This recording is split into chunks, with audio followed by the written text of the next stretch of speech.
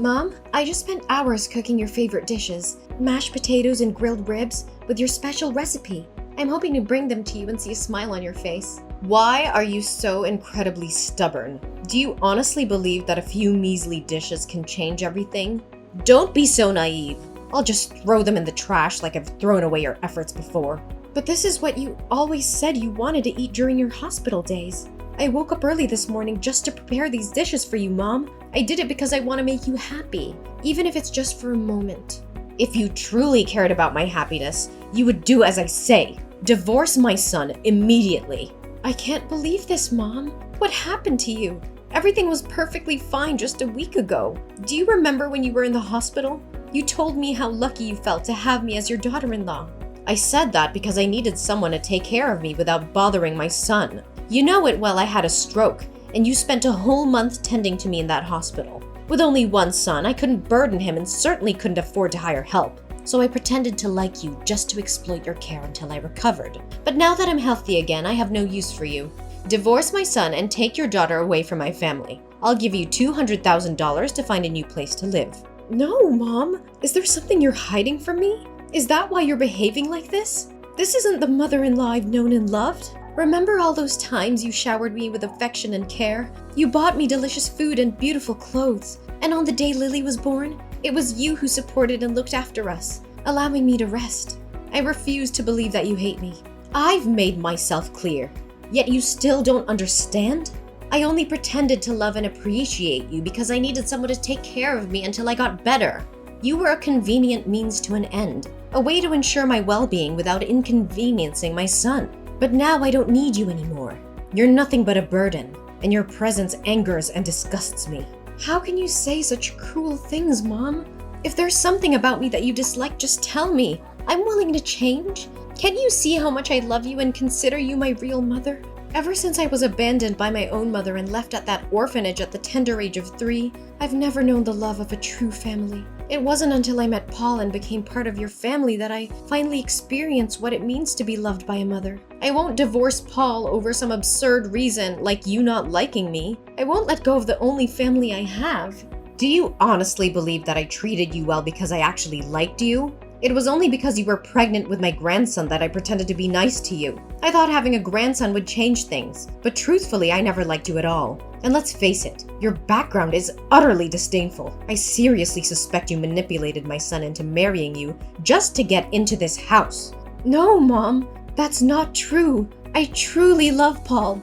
From the moment I found out I was pregnant, I never forced Paul to marry me. I made it clear that I could raise and take care of the baby on my own. It was actually you who said you wanted me to be your daughter-in-law. Why are you suddenly changing your tune and treating me so differently? You're testing my patience. You need to divorce Paul immediately for my sake. This home is no longer a place for you and your daughter. You're just a useless, weak daughter-in-law. But this is all so sudden for me. Have you forgotten how much I love you? Do you remember 3 months ago when you had a stroke and had to be hospitalized for over a month? It was me who resigned from my job to be by your side day and night. I changed diapers, fed you porridge, and even accompanied you to physical therapy. Wasn't our love still strong then? Are you saying that you treated me well because you wanted someone to take care of you for free? Then why did you push my hand away when I tried to change your diaper? Why did you insist on doing it yourself? Can you see how absurd this all is? Oh, now you're sitting here trying to take credit for everything? Do you want more money to divorce my son? Fine. I'll give you $200,000 and the house I'm living in. That's all I managed to save my entire life. Of course, I'll still ask Paul to provide monthly child support. So please understand that it's time for you to leave my house. No, Mom. I never wanted your money. I just hope you won't force me to divorce Paul. I don't want to lose a mother again. I've already experienced abandonment once and I don't want to go through it again. Mom, maybe it's the side effects of your medication that are making you irritable, but you don't really mean to chase me away, do you? Enough with your manipulative words, Wendy. I've had it with your presence in this house. I never loved you, and I never will. You're nothing more than a burden, a stain on our family. Mom, I can't believe you're still insisting on this. Divorcing Paul is not the solution. We can work through whatever issues you have, but tearing family apart is not the answer. I don't want to hear your excuses or pleas, Wendy. I've made up my mind. Divorce my son and leave our lives for good. You're not welcome here anymore. But what about the love we shared? The moments we cherished together. Is all of that meaningless to you now? I've always considered you my family, my mother. How can you turn your back on me like this? You were never truly part of this family, Wendy. I tolerated you out of necessity, but I never loved you. It's time for you to face the truth. Divorce my son and leave before I take further action. This is so hard for me to comprehend, Mom. I thought we had a connection, a bond that went beyond blood. I've given my heart and soul to this family, to you and Paul. How can you discard that so easily? Mom, I'm going to pretend that today's conversation didn't happen and assume you're under the influence of drugs or something to behave this way. I cannot and will not comply with your unreasonable request. Your sentimental words mean nothing to me, Wendy. Just do as I say and leave. This is the end of our relationship.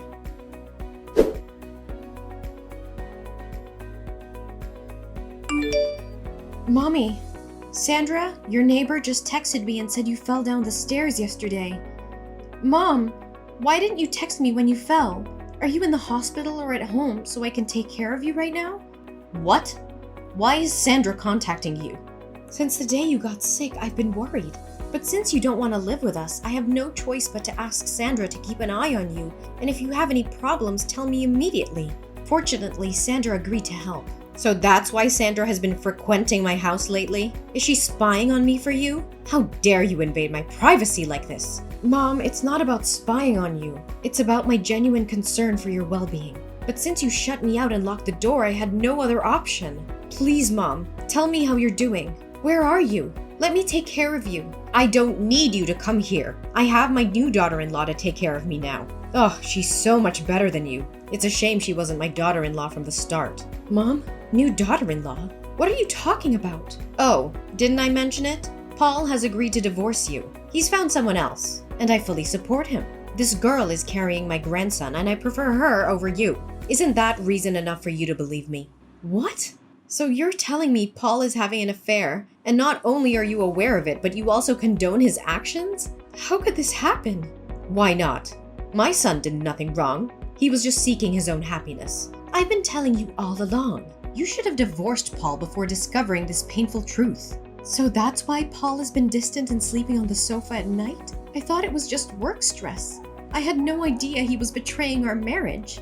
Stop avoiding the truth. Accept the divorce, take the money, and stay away from my family. I'm about to become a grandmother, and I won't let you ruin this for me.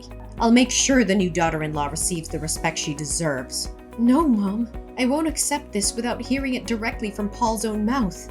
Even if he has betrayed me, I'm still your daughter-in-law for now. I have a duty to care for you. So please, tell me which hospital you're in. What is wrong with you? Why are you so stubborn, clinging to me when I clearly want nothing to do with you? You don't owe me anything. Despite your pitiful past, must you cling to me like a burden? Do you have some kind of mental illness? Actually, I do owe you my life. Do you remember 15 years ago when you risked everything to save a little girl in a pink dress clutching a bunny bear? In the process of saving that girl, you got hit by a car and injured your left shoulder. How do you know that? Did I ever tell you this story? Or did Paul mention it? I never disclosed the details to anyone. Because I am that girl. The day you saved me, I was with a family who was considering adopting me and a supervisor. But as we crossed the street to enter a cafe, they left me behind, abandoning me without a second thought. Being young and oblivious, I chased after them, unaware that the traffic light was about to change. Just as I was about to step onto the road, you pushed me out of harm's way. When I turned around, I saw you lying on the ground, injured by the car. You saved me from a devastating car accident, and I will never forget the love and sacrifice you showed me. What? Is this true? How is it even possible? If you already knew the truth, why didn't you tell me for the past 4 years? Actually, I only discovered this a few months ago when I was giving you a bath at the hospital. I noticed the scar in your left arm from the accident, and I found the same clothes as the woman in the accident among your old belongings when I was cleaning your house. Out of curiosity, I asked Paul, and he confirmed the story with the same time and place. The world must be playing some cruel game. But wait, you mentioned a family interested in adopting you that day. So why did you end up in an orphanage, enduring years of loneliness? After the incident, they believed I was an omen of bad luck, a bringer of misfortune. They refused to adopt me, and the rumor spread. From then on, no family wanted to adopt me. It's difficult to comprehend. How can people harbor such irrational thoughts? Nevertheless, I'm grateful that the little girl I saved grew up to be kind and respectful. Mom, do you realize that you've been acting strange lately? Just a while ago, you were cursing and insulting me, and suddenly you turned into the gentle, loving mother you used to be. I am simply relieved that I didn't save the wrong person. But don't mistake my relief for affection. My stance remains unwavering. You must divorce my son immediately. Fine, I will take your demand into consideration. But until then, I will continue taking care of you as your daughter-in-law. I am indebted to you for saving my life, and I won't abandon you when you need support. There are no feelings of love involved, just gratitude. Is that clear?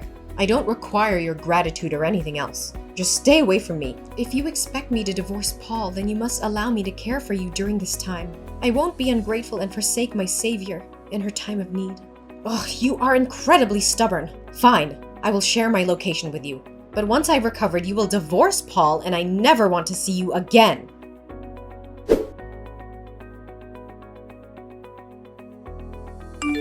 Mom, why didn't you inform me about your illness?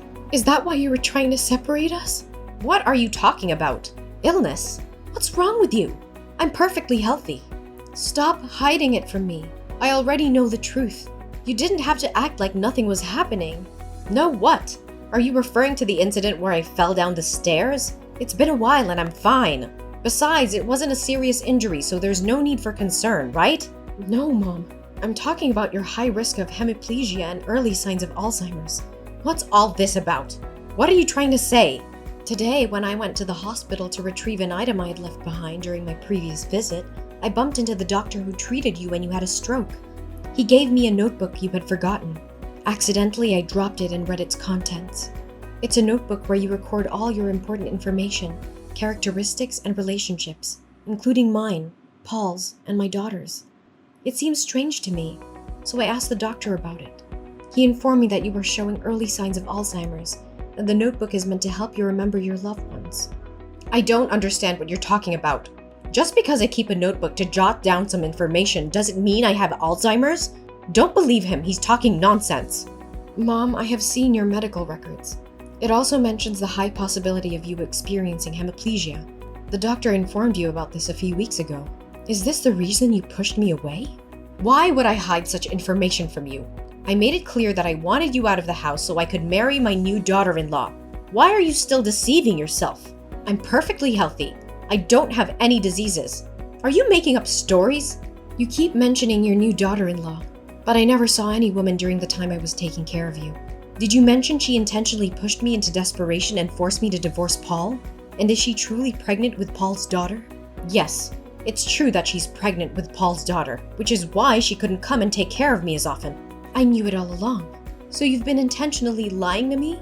Mom, just admit it. Admit that you fabricated everything to push me away for some reason.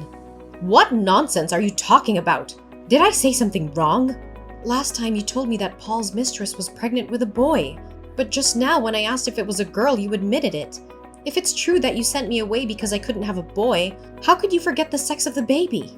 I just made a mistake while typing. There's nothing wrong. Yes, I pushed you away because you couldn't give me a grandson. I wanted you to divorce Paul. Mom, you never kicked me out because I couldn't have a son. And now I'm certain that what the doctor told me is true. You set a trap for me? How dare you do that? Mom, enough with the lies and deceit. I won't let you manipulate me anymore. I demand to know the truth. Why are you really pushing me away? What is the real reason behind all of this? I can't. No more evasions, Mom. I deserve to know. We've been through so much together, and I've been by your side when you needed me. I won't let you shut me out like this. Tell me what's really going on. Fine, Wendy. You want the truth? The truth is, I'm scared. I'm scared of losing my independence, my control over my own life. I see my health declining, and it terrifies me. I pushed you away because I thought it would be easier to face it alone. Mom, did you know that you were really sick and hid it from me? How could a mother be like this? Taking care of a mother is the responsibility of the child. If you have any fate, I will live my life in regret. No, I don't think that way. I just believe that you are a good girl and you deserve a mother-in-law who loves you more than having to work hard to take care of a mother who can't take care of herself. I didn't want to be a burden to you. What about Paul's affair and you having a new daughter-in-law? I need to come clean about something else, Wendy. The story about Paul's affair and the new daughter-in-law was also a fabrication. When Paul and I went to the doctor that day, we received some devastating news. It turns out that Paul has a high risk of developing heart disease. We were devastated and didn't want to see you suffer or carry the burden of taking care of both of us. Paul has heart disease? Why didn't you tell me? We don't want you to know about this. So in a misguided attempt to protect you, we made up that story to make you feel hurt and push you away. We thought that if you believed we didn't want you around, you would find happiness elsewhere. But deep down, we knew you were so compassionate and dedicated that you wouldn't easily give up on us. That's why we resorted to those desperate measures. It was a flawed decision made out of fear and a misguided sense of protection. Mom, I can't believe you would go to such lengths to shield me from pain. I understand that your intentions came from a place of love, but fabricating those stories only caused more damage. We should have faced these challenges together as a family. Wendy, I appreciate your kindness and willingness to forgive, but I still believe it's in your best interest to find a new mother-in-law who can provide the care and support you deserve. I don't want to be a burden to you or hold you back from finding happiness elsewhere. Mom, I understand your concern, but I want you to know that I am committed to being here for you and Paul. I married into this family because I love Paul and I care deeply for both of you. I don't see you as a burden. I see you as family, and family takes care of each other no matter the challenges we face. Wendy, you're truly selfless and compassionate, and I'm grateful for that. But I want you to consider your own happiness as well. It's not fair for you to give up your dreams and aspirations for us. You deserve to have a mother-in-law who can be there for you without any limitations. Mom, my happiness lies in being here for you and Paul, in building a strong family bond and in supporting each other. Life is not always easy and challenges will come our way, but together we can face them. I won't give up on you or our family. We still have a chance to make things right and create a loving and fulfilling future together. Wendy, I may have underestimated your dedication and the depth of your love. I'm grateful to have you as my daughter-in-law, and I will cherish our relationship. Let's embrace the future with hope and resilience, knowing that we are stronger together. Thank you, Mom. I believe that by facing these challenges head-on, we can strengthen our bond and find happiness within our family. I won't let you face this alone, and I promise to do my best to care for you and Paul.